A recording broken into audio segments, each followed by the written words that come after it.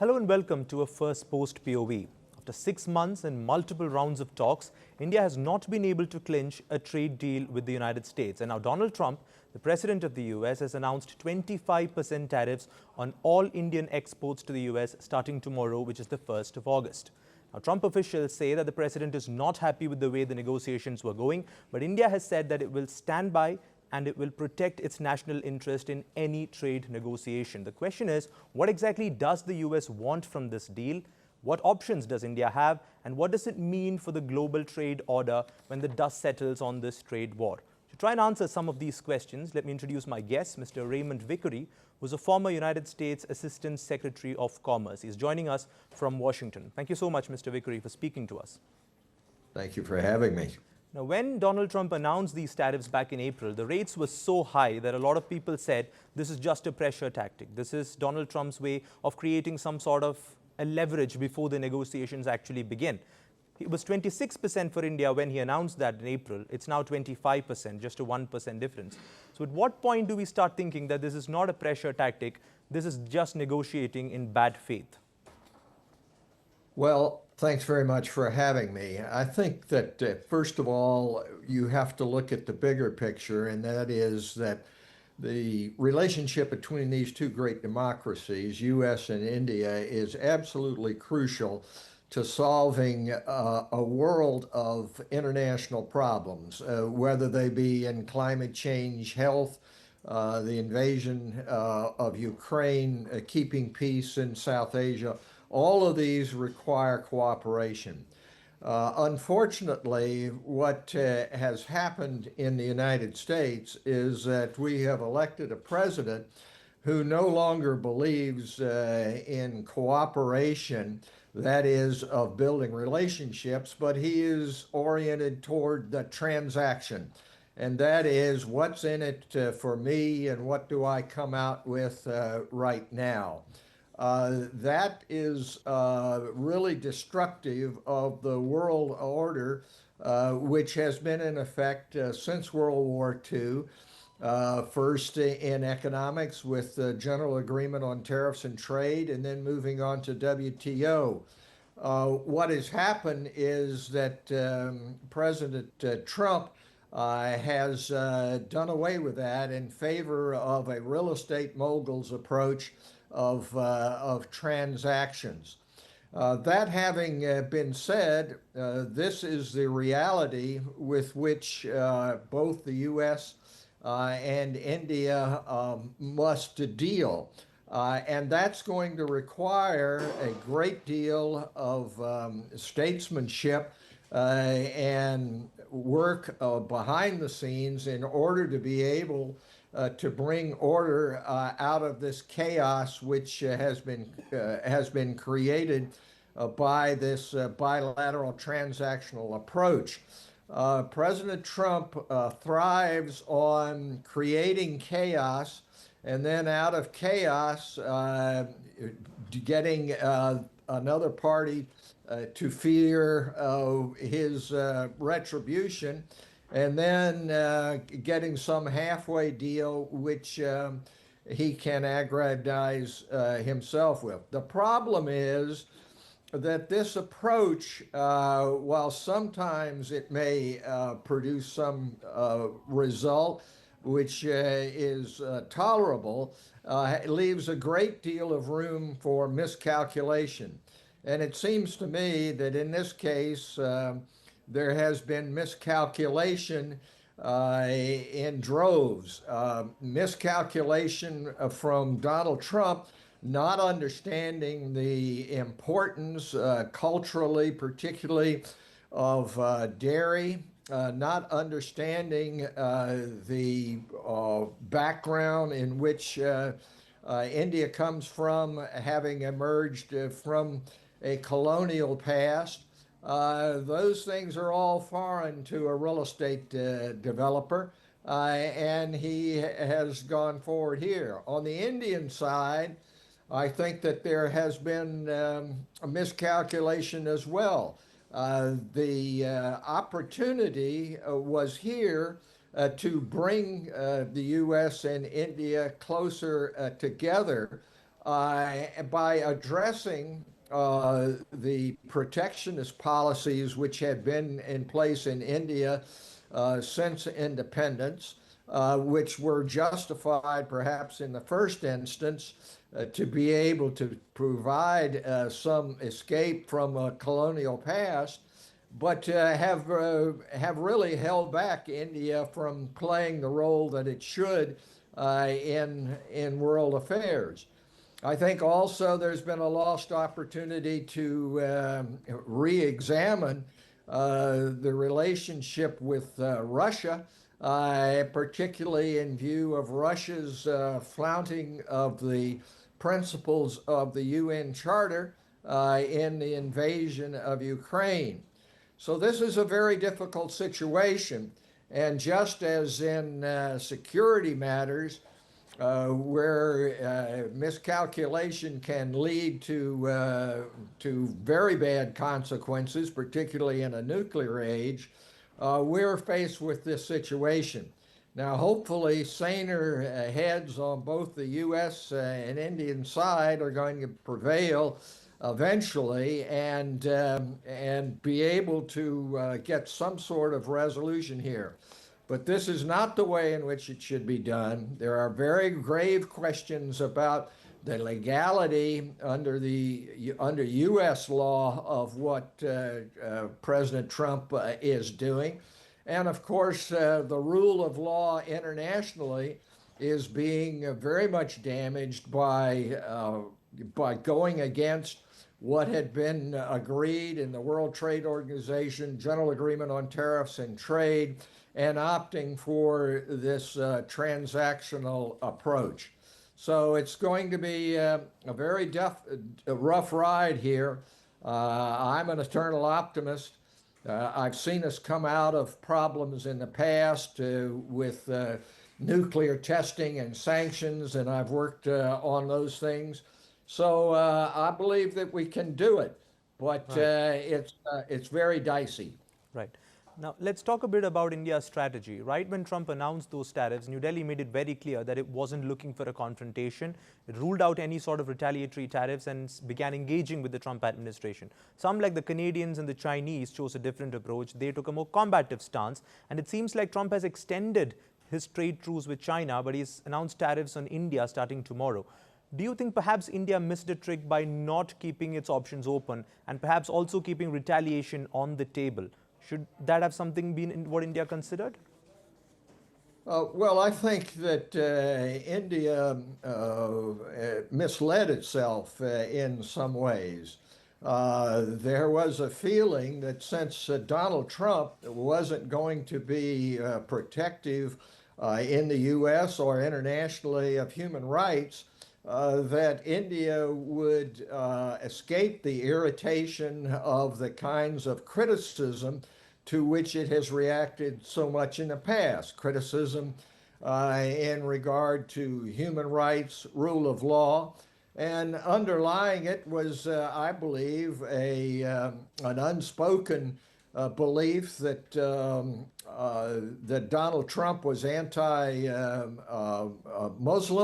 And that therefore there would be some commonality between the present government in India and in the United States.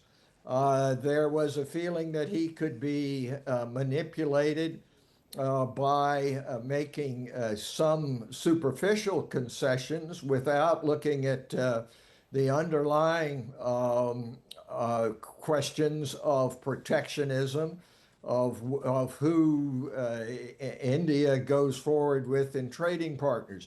So I think that there was a miscalculation, and I do not think that appeasement of Donald Trump, which and just the flattery part of it, is able to contain a person who is really an egomaniac in terms of his own self-aggrandizement. So I think that was a miscalculation.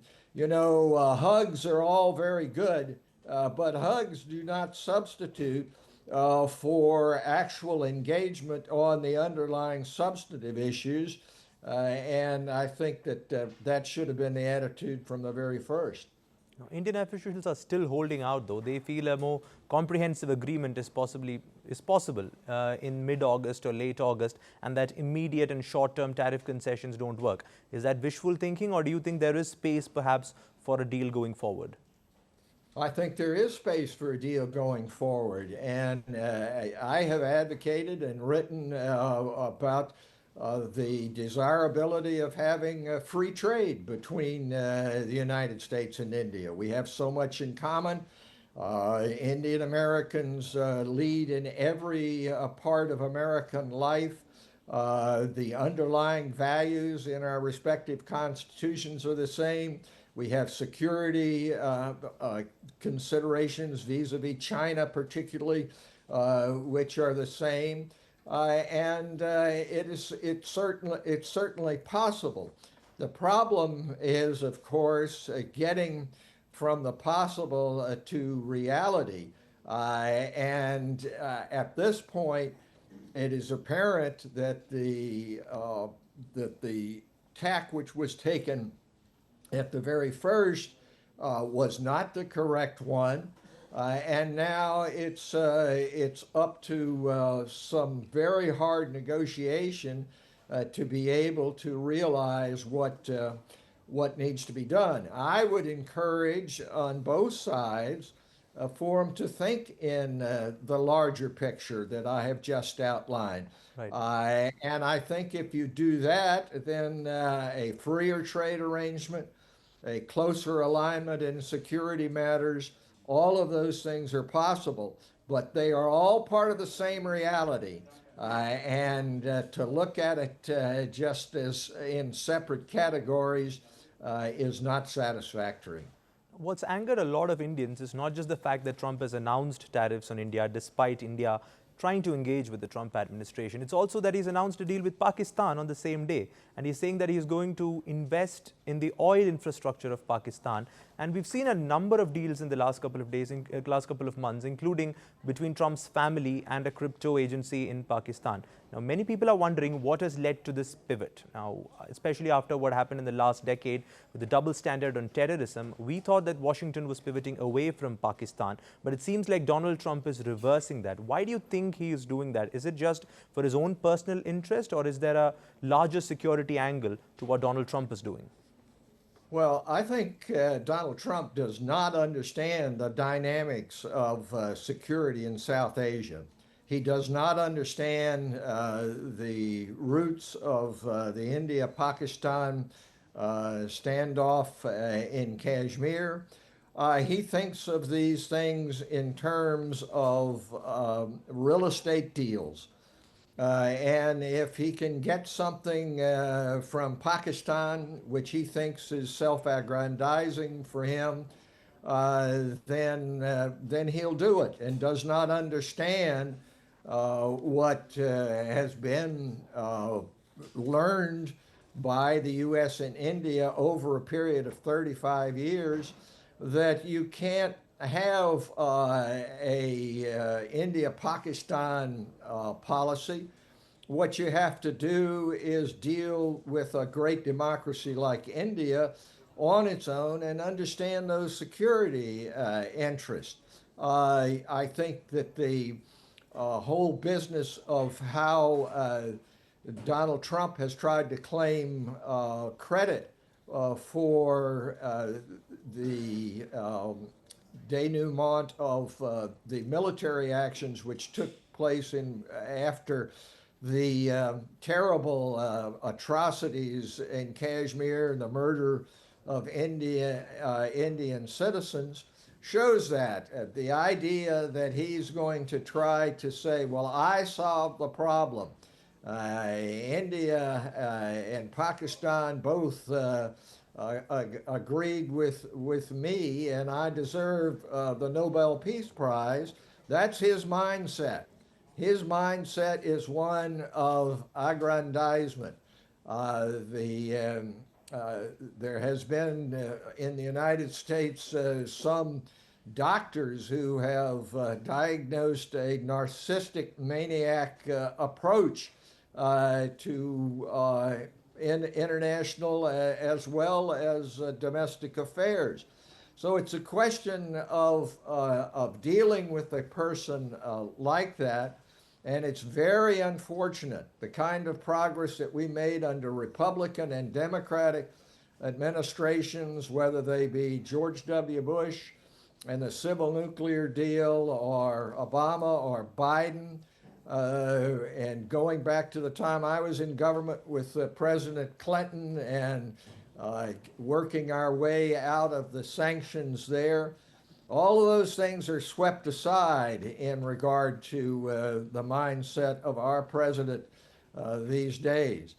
But that having been said, we can't blind ourselves with emotion over what is taking place.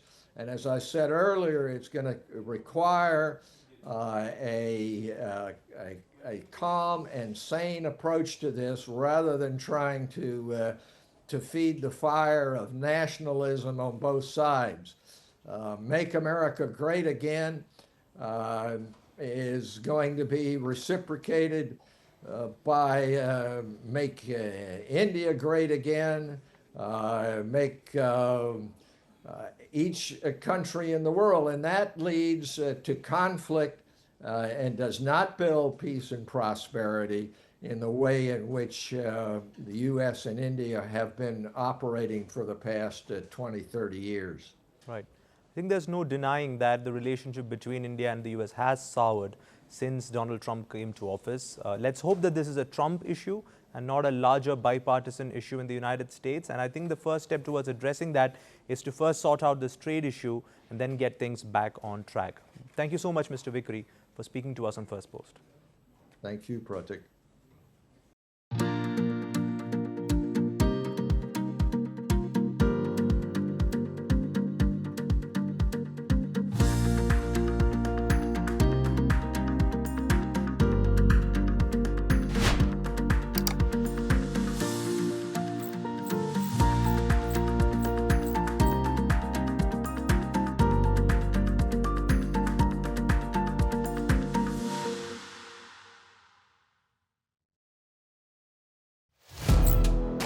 Firstpost now available in 9 languages on YouTube.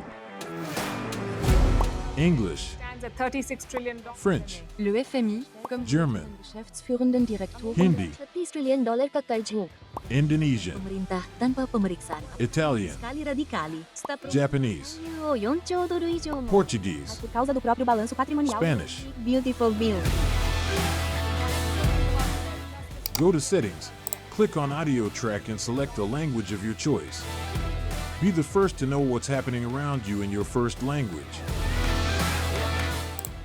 Firstpost.